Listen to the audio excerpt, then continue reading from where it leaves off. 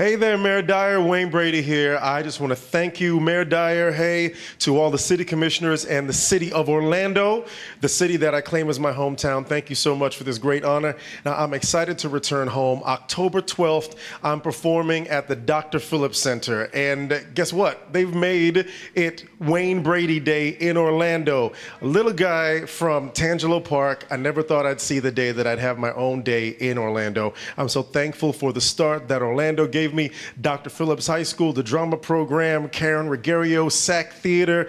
I love you guys. So I'll see you October 12th in Orlando, Dr. Phillips Center. Come get ready to laugh. I love you guys. Television host, comedian, musical theatre performer, actor, singer, recipient of 5 Emmys, nominated for a Grammy and dozens of other awards. Is there anything in the entertainment field that Wayne Brady can't do?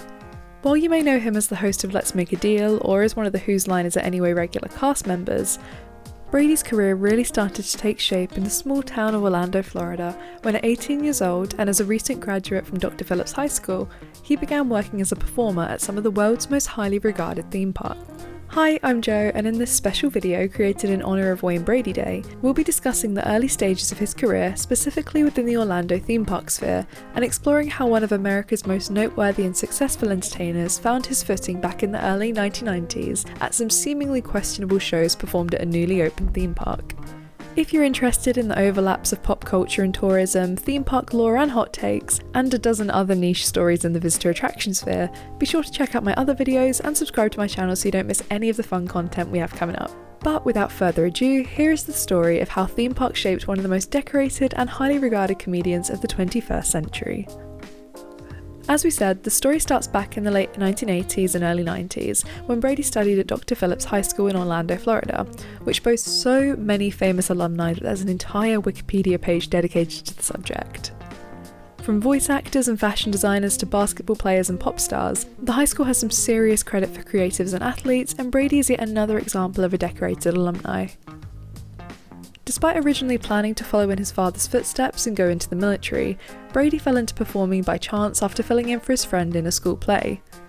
While he'd secretly hoped to be a performer but never shared that dream out of fear of being mocked by his peers, his unexpected stint as Dr. Smellicue in Dark of the Moon opened up his world to performing and marked the beginning of a very esteemed and varied career. Following this theatrical stint, Brady, like many other Orlando locals, dipped his toes into the world of theme park work and did the rounds to gain experience. We'll discuss a few of his notable roles in detail soon, but he worked at both Universal Studios when it opened and Walt Disney World. He also began improvising and teaching at the SAK Comedy Lab in downtown Orlando in 1991 following its inception. While the successful and highly regarded improvisational comedy club now entertains over 50,000 people a year in its 250-seat theatre, Brady reported that he wasn't getting paid at first and was instead sweeping the floors in order to learn and gain access to classes. He also honed his improvisational and theatrical skills as part of the team over at Sleuth's mystery dinner shows. After over 30 years in business, these dinner shows are still operating off Orlando's International Drive, with the performance described as a hilarious 45-minute comedy mystery where all the clues are presented to you and you help to solve the crime, complete with a delicious dinner.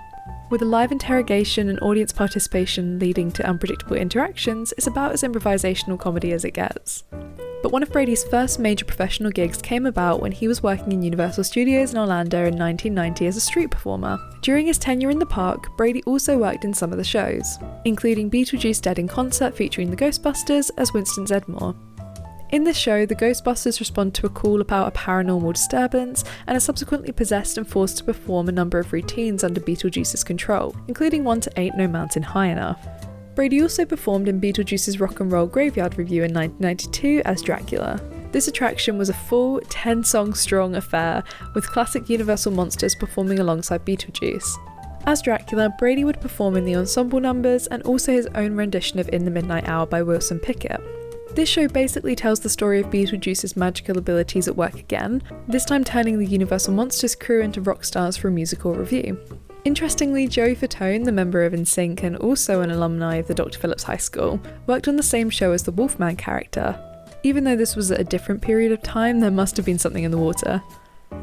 Brady also worked at Universal's neighbouring park, Walt Disney World. Primarily located in Magic Kingdom as a performer, Brady was a friend to some of the taller characters including Goofy and Tigger. However, it didn't all go smoothly for him as a character performer, as during his first parade performance, Brady passed out due to the blazing Florida heat. All was well for him though, as shortly after regaining consciousness, he was successful in his audition for the Rap and Roll stage show which was performed in the Tomorrowland Theatre. The show, which would have been an excellent fit for Brady given his previous theatre and character performing experiences, was a 20-minute show featuring the Fab Five and Roger Rabbit. Don't question mid-decade Eisner IP integration. The characters performed the show alongside a host and a live band, performing various short numbers including the grand finale, which featured Goofy as Elvis. Key features of the show soundtrack were renditions of Walk This Way by Aerosmith and You're the One I Want from Grease. While waiting for his debut in the show, Brady covered a shift for actor and dancer Chris Judd, who was also working for Disney at the time, and got into a bit of trouble while taking character photos on Main Street. It was reported that despite there being a line, one guest requested to cut and take photos with Tigger immediately. After he refused, as per the rules, the guest, who happened to be a Disney big shot, was really not impressed. And so at the end of his shift, Brady was written up and had been falsely accused of pinching a child and had been suspended, put straight on a no-hire list, which meant that he wasn't able to ever fulfill his dream of performing in the Rap and Roll show, so missed out on his chance to be Elvis Goofy.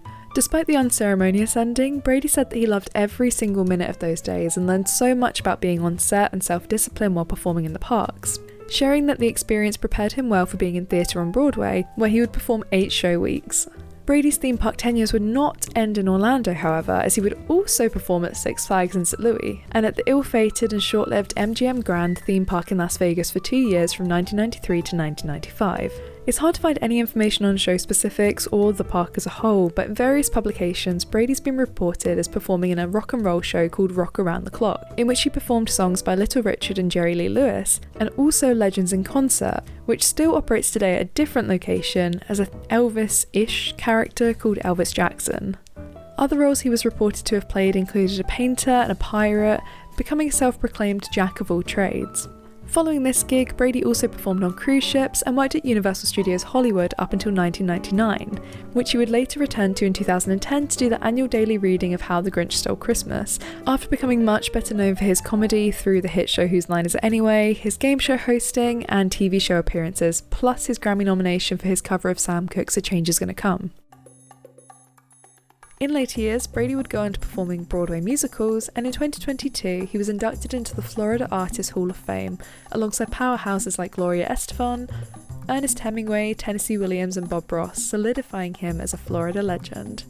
Throughout the rest of his career, there have been some silly and strange ties to the parks, including being the host of Let's Make a Deal, which enjoyed a short-lived stint at Hollywood Studios Park, then MGM Studios, in the early 90s with Monty Hall, who hosted the show during its theme park tenure, serving as a consultant for Brady's incarnation. It's a little bit complicated, but it all links together. And he also lent his voice to the 1994 Nickelodeon Guts video game, the inspiration for which was filmed at Nickelodeon Studios in Universal Studios Orlando. Brady has also frequently returned to the parks over the years, both personally and professionally, collaborating with Disney on social media, and clearly not shunning his roots, which is always nice to see.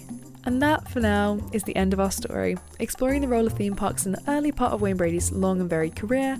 In every interview I found about his career, Brady was really complimentary of his time working in theme parks and how they prepared him for his future work, so it's safe to say that they had a pretty positive impact.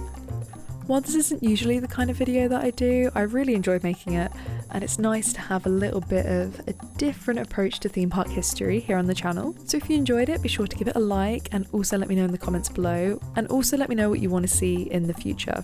Can you think of any other weird celebrity links or exciting stories to do with theme parks? If you can, let me know and I will make a video on them. Thank you so much for watching, have a lovely day, and I'll see you real soon.